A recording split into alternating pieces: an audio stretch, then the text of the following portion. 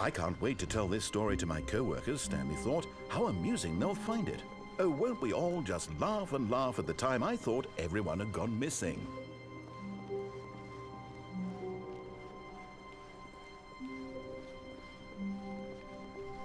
When Stanley came to a set of 2 open doors, he entered the door on his left.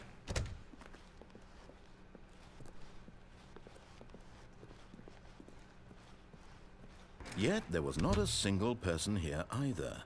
Feeling a wave of disbelief, Stanley decided to go up to his boss's office, hoping he might find an answer there.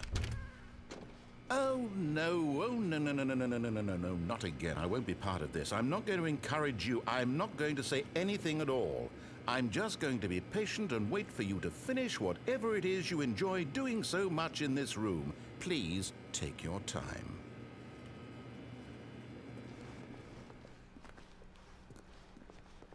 Coming to a staircase, Stanley walked upstairs to his boss's office. But Stanley just couldn't do it. He considered the possibility of facing his boss, admitting he had left his post during work hours. He might be fired for that. And in such a competitive economy, why had he taken that risk? All because he believed everyone had vanished? His boss would think he was crazy. And then something occurred to Stanley. Maybe, he thought to himself, maybe I am crazy. All of my co-workers blinking mysteriously out of existence in a single moment for no reason at all? None of it made any logical sense. And as Stanley pondered this, he began to make other strange observations. For example, why couldn't he see his feet when he looked down? Why did doors close automatically behind him wherever he went? And for that matter, these rooms were starting to look pretty familiar. Were they simply repeating? No, Stanley said to himself, this is all too strange. This can't be real. And at last, he came to the conclusion that had been on the tip of his tongue. He just hadn't found the words for it. I'm dreaming, he yelled. This is all a dream. Oh, what a relief Stanley felt to have finally found an answer, an explanation. His co-workers weren't actually gone. He wasn't going to lose his job. He wasn't crazy after all. And he thought to himself, I suppose I'll wake up soon. I'll have to go back to my boring real-life job pushing buttons. I may as well enjoy this while I'm still lucid. So he imagined himself flying and began to gently float above the ground. Then he imagined himself soaring through space on a magical starfield, and it too appeared. It was so much fun, and Stanley marveled that he had still not woken up. How was he remaining so lucid? And then perhaps the strangest question of them all entered Stanley's head. One he was amazed he hadn't asked himself sooner. Why is there a voice in my head dictating everything that I'm doing and thinking? Now the voice was describing itself being considered by Stanley, who found it particularly strange. I'm dreaming about a voice describing me, thinking about how it's describing my thoughts, he thought. And while he thought it all very odd and wondered if this voice spoke to all people in their dreams, the truth was that, of course, this was not a dream. How could it be? Was Stanley simply deceiving himself, believing that if he's asleep, he doesn't have to take responsibility for himself? Stanley is as awake right now as he's ever been in his life. Now, hearing the voice speak these words was quite a shock to Stanley. After all, he knew for certain, beyond a doubt, that this was in fact a dream.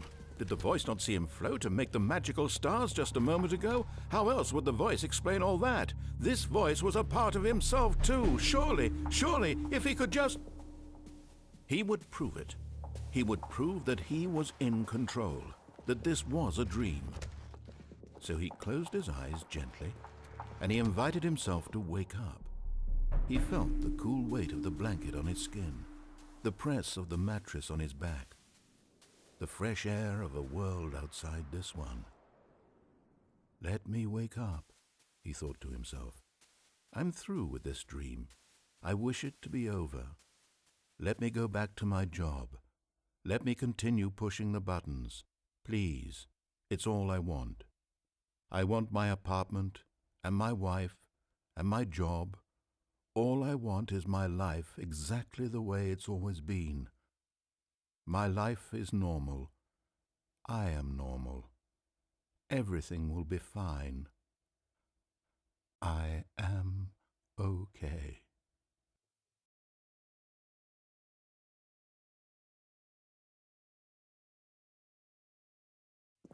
Stanley began screaming.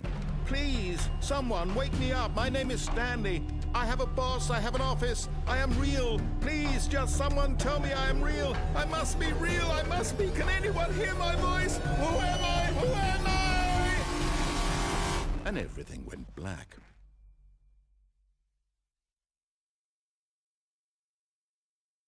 This is the story of a woman named Mariella.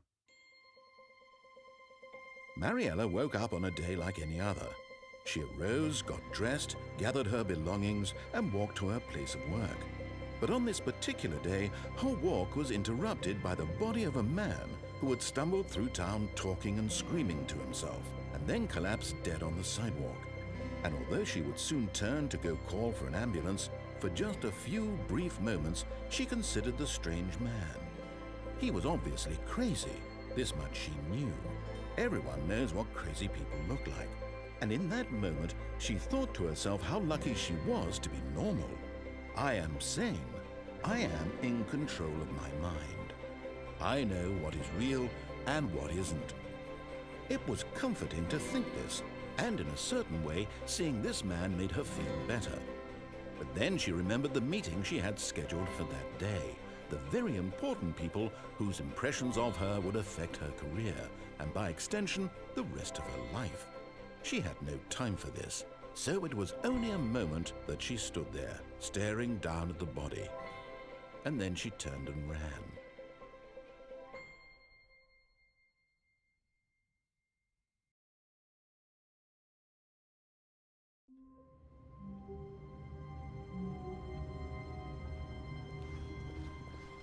I can't wait to tell this story to my co-workers, Stanley thought. How amusing they'll find it. Oh, won't we all just laugh and laugh at the time I thought everyone had gone missing.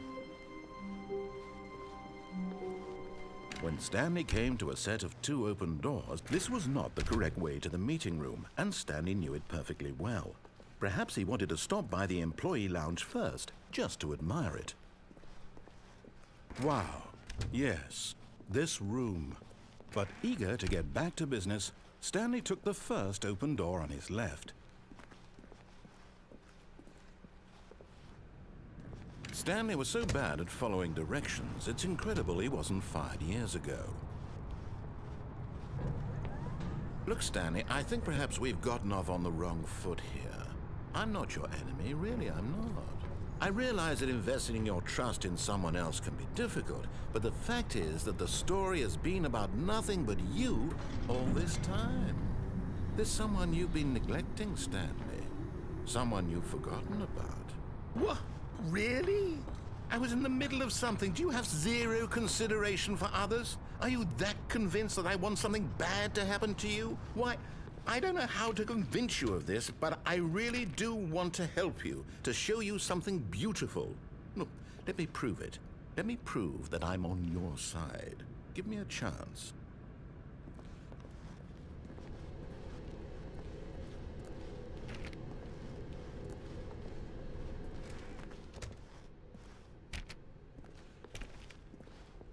Now listen carefully, this is important. Stanley walked through the red door. Aha, perhaps you misunderstood. Stanley walked through the red door.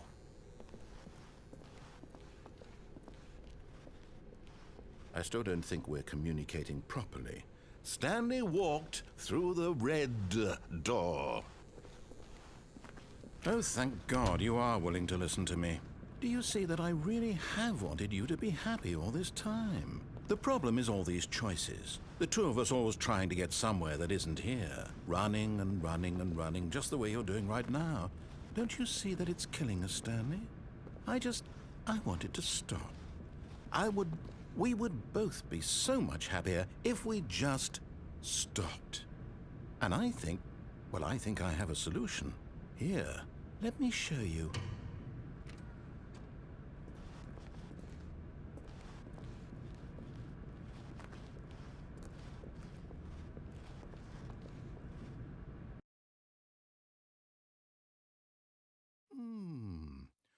do we want? What are we looking for? Here. Yes. Oh, it's beautiful, isn't it? If we just stay right here, right in this moment with this place, Stanley, I think I feel happy. I actually feel happy.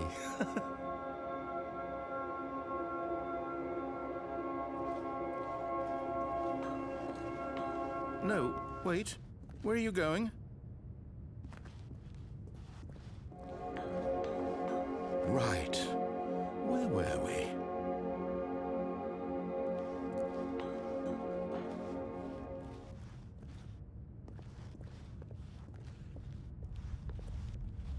Oh no. Stay away from those stairs. If you hurt yourself, if you die, the game will reset. We'll lose all of this.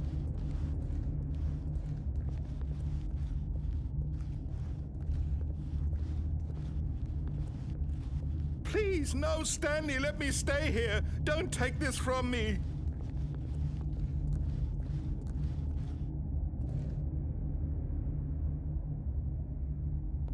No!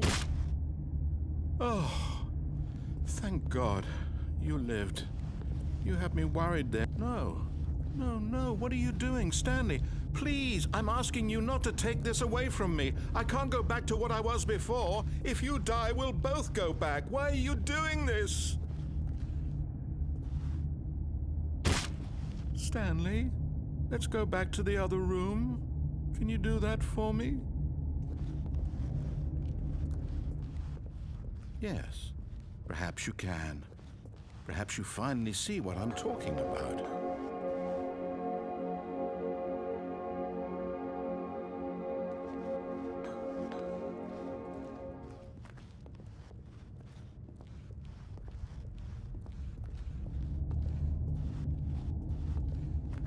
My God, is this really how much you dislike my game? That you'll throw yourself from this platform over and over to be rid of it? You are literally willing to kill yourself to keep me from being happy. Am I reading the situation correctly? Or maybe you're just getting a kick out of it. I don't know anymore. I just wanted us to get along. But I guess that was too much to ask. It looks like you wanted to make a choice after all. Well, this one is yours.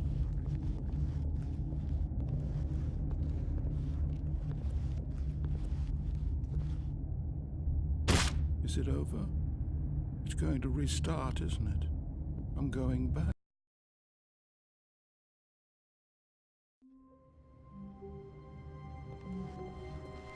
All of his co-workers were gone. What could it mean?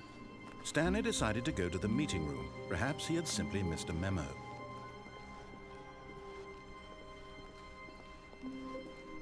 When Stanley came to a set of 2 open doors, he entered the door on his left.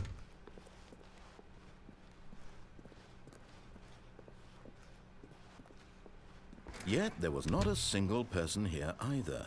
Feeling a wave of disbelief, Stanley decided to go up to his boss's office, hoping he might find an answer there. Coming to a staircase, Stanley walked upstairs to his boss's office.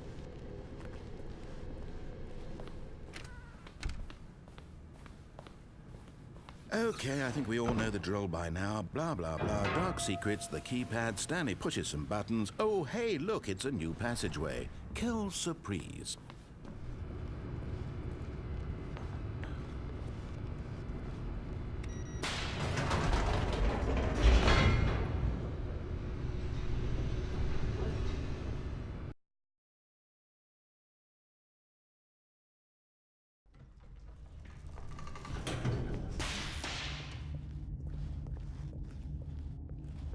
Stanley walked straight ahead through the large door that read Mind Control Facility. Although this passageway had the word Escape written on it, the truth was that at the end of this hall, Stanley would meet his violent death. The door behind him was not shut. Stanley still had every opportunity to turn around and get back on track. At this point, Stanley was making a conscious, concerted effort to walk forward and willingly confront his death.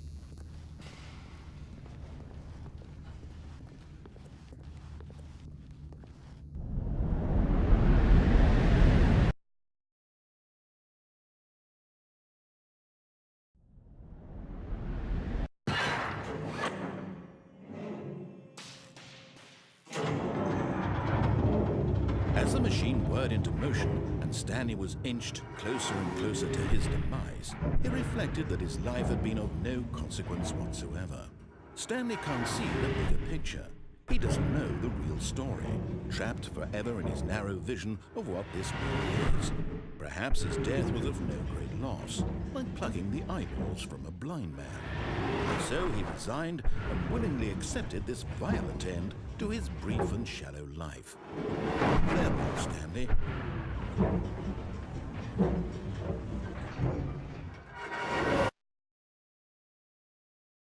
"Farewell, Stanley," cried the narrator, as Stanley was led helplessly into the enormous metal jaws. In a single visceral instant, Stanley was obliterated as the machine crushed every bone in his body, killing him instantly.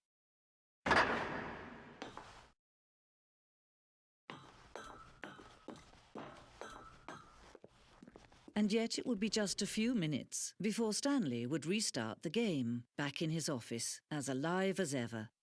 What exactly did the narrator think he was going to accomplish?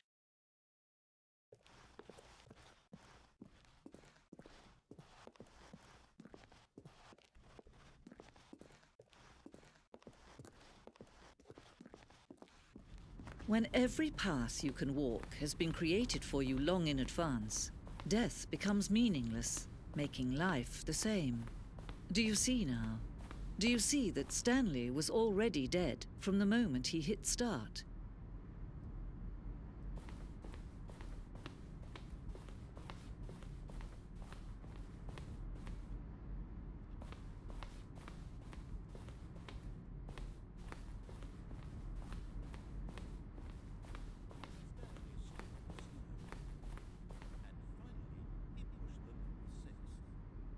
Stanley stood on the roof.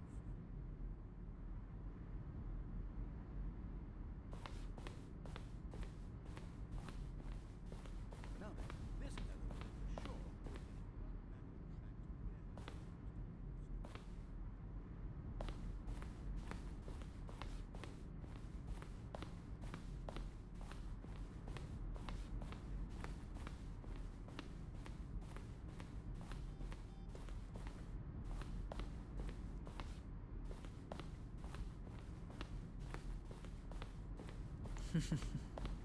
Oh, look at these two. How they wish to destroy one another.